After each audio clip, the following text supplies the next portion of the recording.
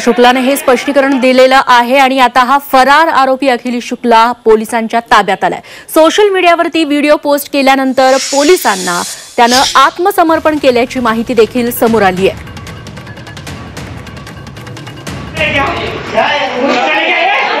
सोसायटीत धूप लावण्यावरून हा सगळा वाद झालेला होता। मराठी कुटुंबाला शिवीगाळ केली, तुच्छ लेखणारी वक्तव्य केली आणि त्यानंतर अगदी रॉडनं हातात जे येईल त्यानं मारहाण करण्यात आली, ज्याच्यामध्ये 3 मराठी व्यक्ती जखमी झालेले आहेत। त्याचा व्हिडिओ देखील प्रचंड व्हायरल झाला।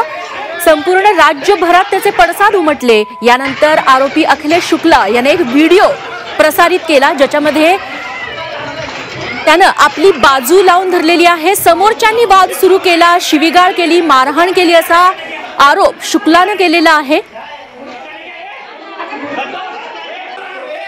मात्र आता हा अखिलेश शुक्ला जो मागच्या 2 दिवसांपासून फरार होता, त्याचा व्हिडिओ व्हायरल झाल्यानंतर त्यानं आत्मसमर्पण पोलिसांसमोर केलेलं आहे। आता यापुढे पोलीस चौकशी कशा पद्धतीनं होते हे बघणं महत्त्वाचं ठरणार आहे। इतर जे लोक होते जे मारहाण करत होते रॉडनं, त्यांना देखील ताब्यात घेतलं जाणार आहे। त्यांचा देखील शोध सुरू आहे। आतिश भोईर आमचे प्रतिनिधी याबद्दल आपल्याला अधिक माहिती देतील। आतिश, अखिलेश शुक्ला यानं आत्मसमर्पण केल्याची माहिती मिळते, काय अधिक तपशील तुमच्याकडे?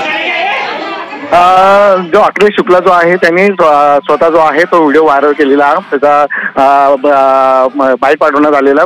त्याच्यानंतर लगेच पोलिसांना त्याची माहिती मिळाली आणि माहिती मिळाल्यानंतर लगेचच त्याला कल्याण येथे त्याला अटक करण्यात आलेली आहे। मात्र तो समर्पण करत असल्याचं त्यांनी सांगण्यात आलेलं आहे। मात्र अद्यापही त्याला कुठे आहे अजूनही पोलिसांकडे सांगण्यात येत नाही। मात्र त्याला एका ठिकाणावर अज्ञात ठिकाणावर अटक केलेली आहे आणि ते 2 जे आरोपी होते त्यांना या अगोदर 2 आरोपींना अटक केलेली आणि जो अखिलेश शुक्ला जो मुख्य आरोपी होते त्याला अटक केलेली आहे आणि त्याला काही वेळातच पोलीस स्टेशनला हजर करणार आहे।